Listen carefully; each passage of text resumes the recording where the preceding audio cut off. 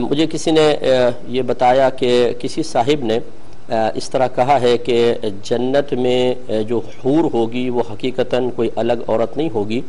بلکہ وہ دنیاوی جو بیویاں ہوں گی انہی کو اللہ تبارک و تعالیٰ نے حور قرار دیا ہے۔ اور حور اسے کہتے ہیں جس کی آنکھیں بڑی بڑی ہوتی ہیں، تو بس اتنا ہوگا کہ آپ کی جو اپنی بیوی ہوگی اس کی آنکھیں بڑی کر دی جائیں گی، باقی دوسری کوئی عورت نہیں ملے گی۔ اگر اب یہ ایک مطلب کسی نے بات کہی، اب سائل یہ پوچھتا ہے کہ کیا یہ بات درست ہے یا نہیں ہے۔ جواب اس کا یہ ہے کہ اگر کسی شخص نے یہ بات قرآن و حدیث کے مضامین سے ناواقفی کی بنا پر کہی ہے تو وہ اس کا مطلب علم سے خالی شخص ہے، اور ایسا کہنا اس کے لیے بہت بڑا گناہ ہے، کیونکہ جب قرآن و حدیث میں کوئی مضمون موجود ہو تو اس کے خلاف اپنی کم علمی کے ساتھ کلام کرنا گناہ قرار دیا گیا ہے۔ اور اگر قرآن و حدیث کے مضامین پر واقف ہونے کے باوجود اس طرح کہا گیا تو پھر یہ اور بڑا گناہ ہے کہ اللہ تبارک و تعالیٰ اور اس کے رسول کریم صلی اللہ علیہ وسلم کی صریح تعلیمات کو حاصل کرنے کے باوجود پھر اس کے خلاف اس طرح کا کلام کرنا انسان کو بہت زیادہ گناہگار کرواتا ہے، اور جتنے لوگوں نے اس کو سن کر یقین کیا تو گویا کہ گمراہی ان تک پہنچی ہے۔ جواب اس کا صحیح یہی ہے کہ جو دنیاوی بیویاں ہیں وہ علیحدہ ہوں گی، اور حور بڑی آنکھوں والی جنتی عورت کو ہی کہتے ہیں، لیکن وہ زوجہ کے علاوہ ہوگی۔ اس پہ دلائل بہت سارے موجود ہیں، قرآن و حدیث سے چند دلیلیں آپ کی خدمت میں ذکر کرتا ہوں۔ سورہ رحمان اٹھائیے، اللہ تبارک و تعالیٰ ارشاد فرماتا ہے، آیت نمبر 72، 73، 74، حور مقصورات فی الخیام، جنت میں حور ہوں گی جو خیموں میں مقصور ہوں گی، ان کو رکھا گیا ہوگا، بند رکھی ہوں گی۔ فَبِأَيِّ آلَاءِ رَبِّكُمَا تُكَذِّبَانِ، تو تم اپنے رب کی کون کون سی نعمتوں کی تکذیب کرو گے، انہیں جھٹلاؤ گے۔ اب جو آگے اللہ نے بات بیان فرمائی وہ دیکھیے، ان حوروں کے بارے میں اللہ تعالیٰ فرماتا ہے کہ لَمْ يَطْمِثْهُنَّ إِنسٌ قَبْلَهُمْ وَلَا جَانٌ، یہ حوریں ایسی ہوں گی کہ ان سے یعنی جنتیوں سے پہلے نہ کسی انسان نے ان کو چھوا ہے اور نہ کسی جن نے ان کو چھوا ہے۔ معلوم یہ ہوا کہ وہ تو ایسی عورت ہوں گی کہ جنہیں پہلے کسی نے چھوا ہی نہیں۔ اب اگر اپنی ہی بیوی ہوتی تو یقینی سی بات ہے کہ میاں بیوی ایک دوسرے کو ٹچ تو کرتے ہیں، تو لہٰذا معلوم ہوا کہ یہ دنیاوی عورت نہیں ہے بلکہ یہ جنتی الگ عورت ہے جو دنیاوی بیوی کے علاوہ ہے۔ ترمذی کی روایت ہے، البانی صاحب کو جو محقق مانتے ہیں انہوں نے اس کو صحیح کہا ہے، اور خود امام ترمذی رحمۃ اللہ علیہ اسے لکھ کر فرماتے ہیں ھذا حدیث حسن، 1174 نمبر حدیث پاک ہے۔ معاذ بن جبل رضی اللہ تعالیٰ عنہ اس کے راوی ہیں، نبی کریم صلی اللہ علیہ وسلم نے ارشاد فرمایا کہ لا تؤذی امرأۃ زوجہا فی الدنیا، کوئی عورت اپنے شوہر کو دنیا میں تکلیف نہیں دیتی، الا قالت زوجتہ من الحور العین، مگر جو جنت میں اس شخص کی بیوی ہے یعنی بڑی آنکھوں والی حور، وہ یہ کہتی ہے لا تؤذیہ، اے عورت تو اس کو اذیت نہ پہنچا، قاتلک اللہ، اللہ تعالیٰ تجھے ہلاک کر دے، فإنما هو عندک دخیل، محض یہ تو تیرے پاس کچھ عرصے کے لیے ہے، یوشک ان یفارقک الینا، ان قریب یہ ہماری طرف جدا ہو کر آ جائے گا۔ اب آپ دیکھیے اگر حور بیوی ہی ہوتی تو کیا وہ آسمان پر بھی اس وقت موجود ہے؟ اس کا مطلب ہے جب دنیا میں بیوی اذیت دیتی ہے تو جو جنت میں اس کی بیوی اور حور ہوگی وہ اس عورت کے لیے اس طرح کے کلام کرتی ہے، لیکن یہ اس شخص کے بارے میں ہے جو نیک پرہیزگار متقی ہوتا ہے۔ مسلم شریف کی روایت ہے، حدیث نمبر 311، اللہ تعالیٰ جنتیوں کے بارے میں فرماتا ہے کہ جنتی جب جنت میں داخل ہوگا تو کیا ہوگا؟ فرماتے ہیں کہ ثم يدخل بیتہ، پھر جنتی اپنے گھر میں داخل ہوگا، فتدخل علیہ زوجتاہ من الحور العین،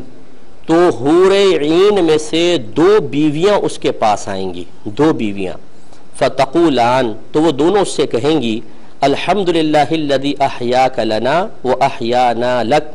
کہ تمام خوبیاں ثابت ہیں اللہ تعالیٰ کے لیے جس نے تجھے ہمارے لیے پیدا کیا یا زندہ رکھا اور ہمیں تیرے لیے زندہ کیا۔ اب 2 بیویاں، اب آپ بتائیے اگر یہ دنیاوی ہی بیوی ہوتی اور جس کی ایک ہی بیوی تھی تو دوسری کہاں سے آ گئی؟ کم از کم دوسری کو تو پھر الگ ہی عورت مانا جائے گا، تو یہ تو علیحدہ 2 بیویاں ہوں گی جو جنت میں اللہ تعالیٰ عطا فرمائے گا۔ بخاری کی روایت ہے، حدیث نمبر ہے 3254،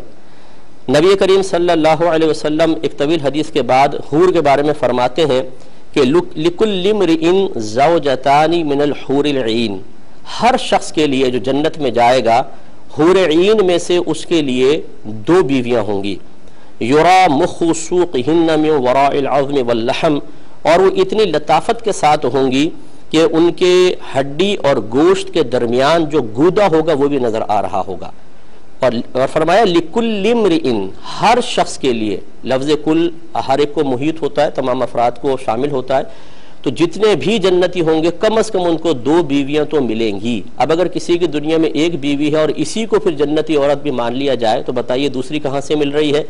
اس کا مطلب ہے کہ دنیاوی بیوی علیحدہ ہوتی ہے، جنتی بیوی علیحدہ ہوتی ہے۔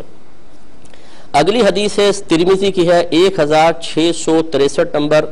البانی صاحب نے بھی اس کو صحیح کہا، اور امام ترمذی رحمۃ اللہ علیہ فرماتے ہیں ھذا حدیث صحیح،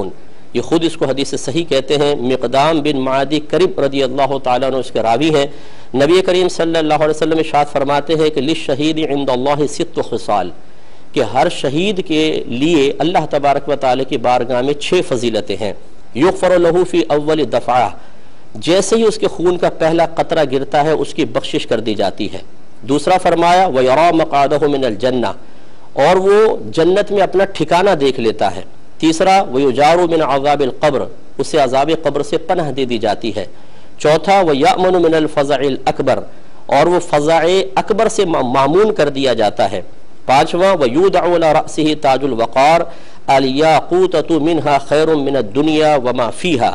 اور اس کے سر پر ایک وقار کا ایسا تاج رکھا جاتا ہے کہ اس کا ایک ایک یاقوت دنیا اور جو کچھ دنیا میں ہے سب سے بہتر ہوتا ہے۔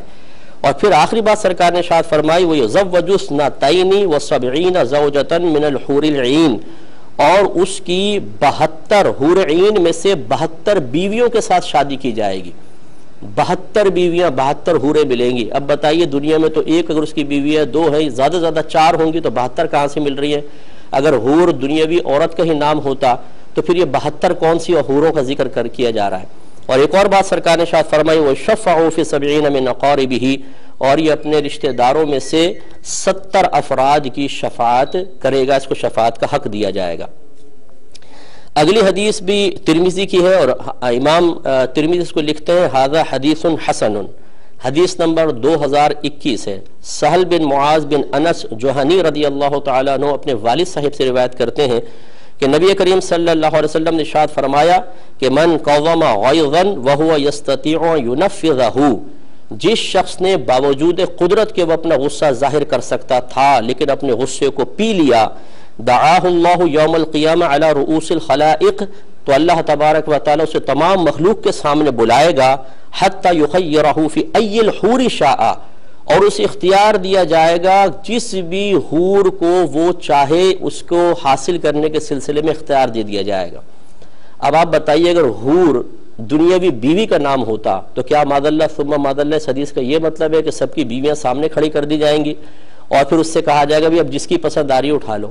تو اس کا مطلب یہ ہوا کہ حور ایک الگ عورت ہے، دنیاوی بیوی کا نام حور نہیں ہے۔ مصنف ابن ابی شیبہ رضی اللہ تعالیٰ عنہ جو امام بخاری امام مسلم کے بھی اساتذہ میں سے ہیں،